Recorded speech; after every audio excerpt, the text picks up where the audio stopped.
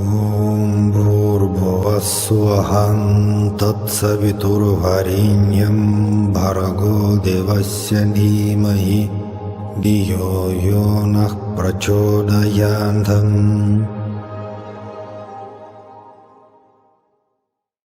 So namaste everyone. We continue our discussion on autobiography of a yogi by Paramahamsa Yogananda, and let us speak a little bit more about chapter number 34, which is materializing a palace in the Himalayas. So actually one of the most famous chapters in the book because of the Golden Palace. Okay, Lahiri Baba, 1861, so in the second half of 19th century, was 33 years old, a counter family person, and so he met his immortal guru Mahavatara Babaji in Himalayas in Ranikhet, and he was initiated by Babaji in the mystery of Kriya Yoga. And it's happened not just the normal way it's happened, and it's happened in the Golden Palace, which Mahavatara Babaji materialized just there next to the river, in the in the mountains. And then few questions which we can put for the discussion. One of them is it real story or just symbolical, mythological one? Was it actually the Golden Palace materialized by Mahavatara Babaji? And second question is, what is the meaning? Anyway, it can be a real story, actually we have this story in the book, or it can be symbolical. For me personally, it's a real story. Well, I was learning Kriya Yoga for years with my guru Yogi Ramaiah, who was direct disciple of Mahavatara Babaji. I met my guru in 1993, spent more than 10 years in South Indian ashram of my guru Yogi Ramaiah. And Yogi Ramaiah in 50s and 60s learning Kriya Yoga from Mahavatara Babaji and some other immortal Mahatma gurus in Himalayas. But at the same time, in the end of 20th century, I was not only disciple of Yogi Ramaiah, but also personal translator for Sathya Sai for the Russian-speaking groups.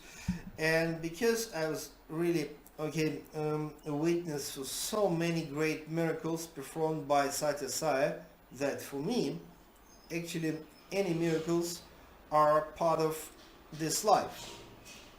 Let me ask again the question about Christian Bible, New Testament for example.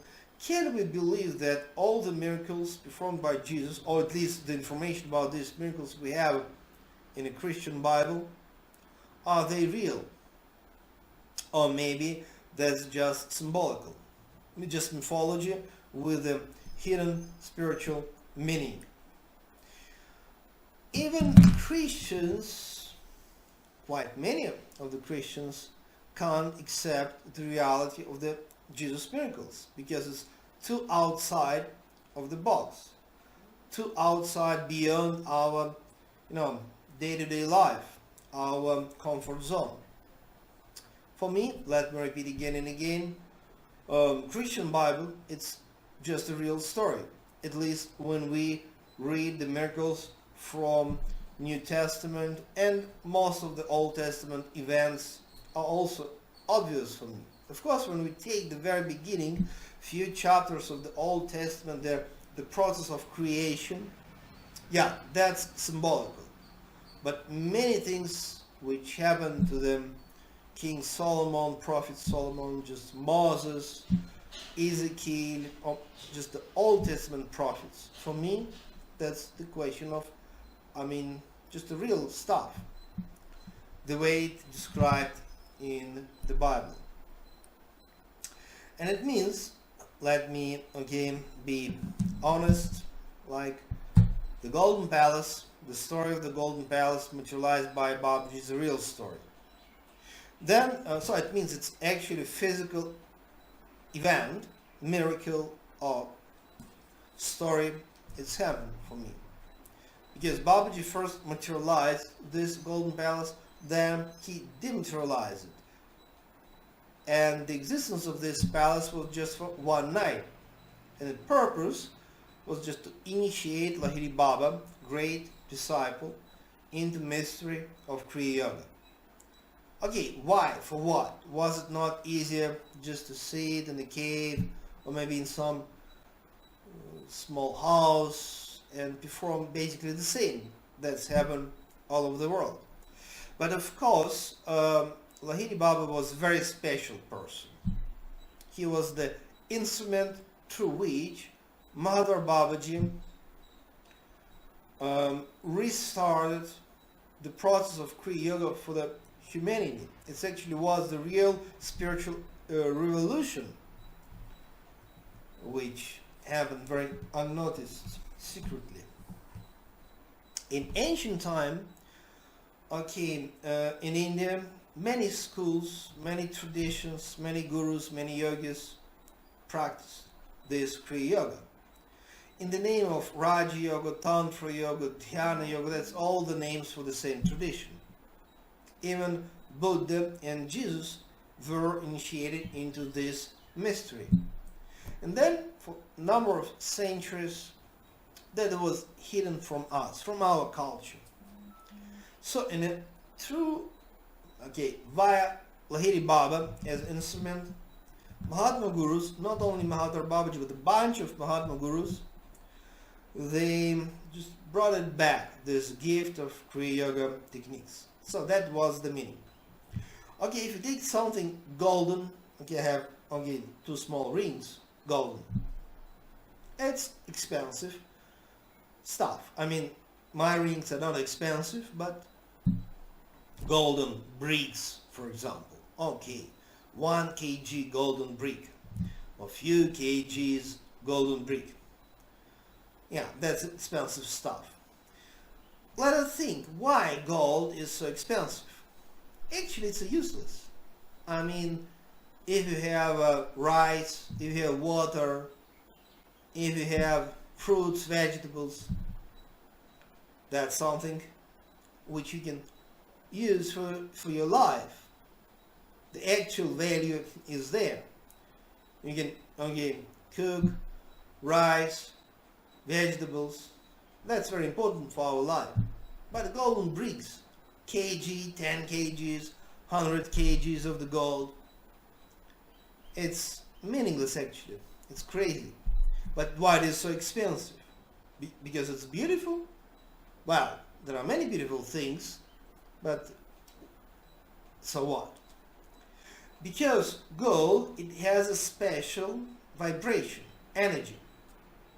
So it's actually not financial, not like social explanation, but purely esoteric. So the gold is material, it has special vibration, special energy. That's the reason why it is expensive. So it's a social, financial question, but the answer is not at all political or social. It's esoteric one, mystical one. Okay, and twice, actually before initiation and after initiation, it's like evening time, then morning time, Babaji gave Shaktipat initiation into Lahiri Baba.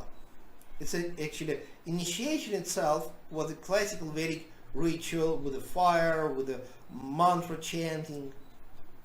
But before that, the day before, at the morning time, Babaji gave Shaktipat. Means he touched forehead or between eyebrows, Lahiri Baba. Shaktipat means transmission of the power, huge energy. And only highest gurus like Krishna, Jesus, Buddha, Mahavatara Babaji, Sathya Sai, only that level of gurus can really give Shaktipat. It's not like the normal guru. Because it must be some huge Shakti, in Sanskrit means the divine power, which goes to the disciple. It's like you can read Christian Bible, the mystery of the Holy Spirit. There was Jesus level of the Master to bring to us, to give to us this gift of the Holy Spirit, not just any prophet or any mystic. It must be Messiah, Jesus Christ. And okay, the first time actually Babaji gave this Shaktipat initiation to the Lahiri Baba, so he immediately experienced awakening of his memory of the past incarnations. That was actually before night. And in the morning time, when Babaji gave the second time this initiation, the Shaktipat initiation, so Lahiri Baba immediately jumped into the 7 days of Samadhi divine experience. People for years and years practice meditation. They scarcely may meditate actually, and sometimes they may experience just glimpses of high level of Samadhi meditation. But in the case of Lahiri Baba, because of course he was not just another ordinary disciple, just immediately after initiation and then Shaktipat from Babaji and then 7 days of this huge experience. Some spiritual seekers, they create this fantasy that okay, we can meet Babaji, or okay, we can come to Sai Baba, whatever, great divine incarnation, and this divine incarnation just blesses, and we immediately may experience Samadhi or something like that. But it's impossible without your personal meditation. You have to be ready for that. Because Lahiri Baba was practicing for many incarnations. Then he was born as Lahiri Baba with a special mission.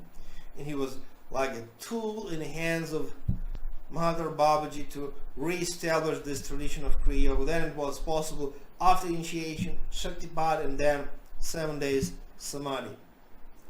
But for us, we have to practice meditation for years before we can experience anything like that.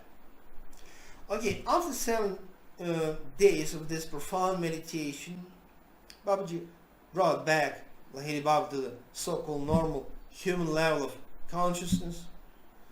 And then, okay, he taught him how to teach people. He told him, okay, you go back to your family in the office. Let us remember that after 7 days of meditation, Lahiri Baba actually told to Babaji obvious thing that, okay, Gurudeva, I don't want to go back to my family in the office. I wish to stay here in Himalayas. But Babaji told, no, your mission is to teach people. And then he gave permission to teach. And that's very important because who can be Kriya Yoga master? Only if you have permission. Unfortunately now we have huge number, also very famous gurus, but when you just learn the biography of these gurus, then you may easily understand no permission from the tradition of Kriya Yoga. So people create imaginary schools, they create even techniques, or just they can get it from somewhere, and then they become self-proclaimed Kriya Yoga gurus. Now you can just surf internet, Google it, huge number of Kriya Yoga schools, gurus, even famous gurus, they pretend that they may teach Kriya Yoga. But we have to be very careful, of course, if you wish. Because Kriya Yoga is not something like, somebody may experience inspiration and then start to teach. It must be permission from your guru. And that guru must get permission from his guru or her guru, etc.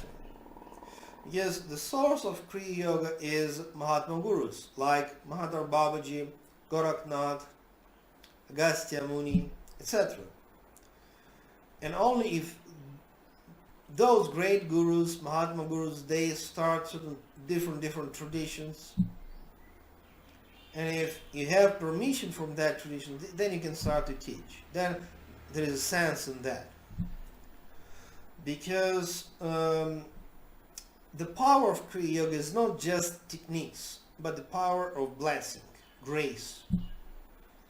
And how can you transmit this grace if you just don't have permission? If you just learn Kriya Yoga techniques from videos or from books. We have plenty of books like that right now, and videos with the techniques, and then you start to teach. Okay, but no grace, no blessings, because Kriya Yoga is not just techniques. It's a grace from the Mahavatara Babaji and other Mahatma gurus. So that's very important lesson from this chapter number 34, because Babaji gave permission and blessing to Lahiri Baba, and so Lahiri Baba re-established this tradition in our culture. Okay, my Guru Yogi Ramaiah spent 50s and 60s in Himalayas with Babaji, and he also came back to India, then to the United States, Europe, Russia, Australia. But Yogi Ramaiah, my Guru, again, he was teaching people as a result of blessing, so that's very important. In some of his disciples, Yogi Ramaiah he blessed to teach different aspects of Kriya Yoga. So that's important, that's tradition. Okay, let us complete this video for today. God bless all of us. See you next time. And of course, I invite you to watch my other videos on Kriya Yoga, Mahatma Gurus, chakras, lucid dreams, etc. See you next time.